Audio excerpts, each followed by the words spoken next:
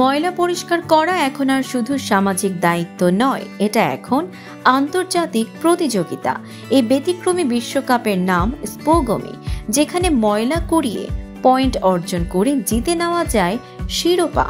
2023 সালে প্রথম স্পোগমি world cup আয়োজন করে বিশ্বজুড়ে চমক সৃষ্টি করে জাপান। সেই প্রতিযোগিতায় গ্রেট ব্রিটেন হয় চ্যাম্পিয়ন, আর এবার 2025 সালের দ্বিতীয় আসরে অংশ নিতে যাচ্ছে বাংলাদেশ। তাই বাংলাদেশের হয়ে সেরা দল বাছাইয়ের জন্য আয়োজন করা হচ্ছে স্পোগমি বাছাই পর্ব।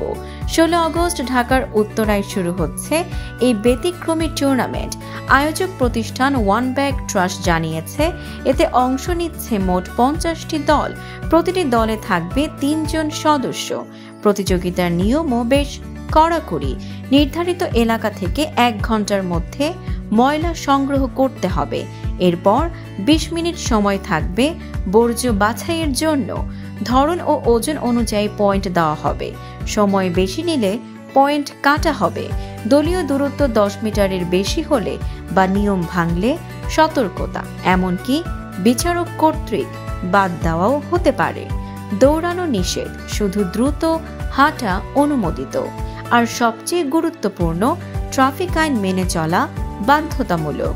পুরস্কার বিতরণী মঞ্চে থাকবেন পরিবেশ, বন ও জলবায়ু পরিবর্তন মন্ত্রণালয়ের উপদেষ্টা সৈয়দা রিজওয়ানা হাসান, যুব ও ক্রীড়া উপদেষ্টা আসিফ মাহমুদ সজীব ভুইয়া এবং জাপানের বাংলাদেশে নিযুক্ত রাষ্ট্রদূত সাইদা শিনিচি।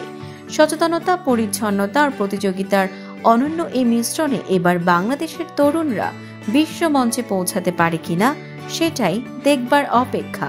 স্পোগমির মতো উদ্যোগ কি বাংলাদেশে জনপ্রিয় হতে পারে? আপনার মতামত দিন কমেন্টে।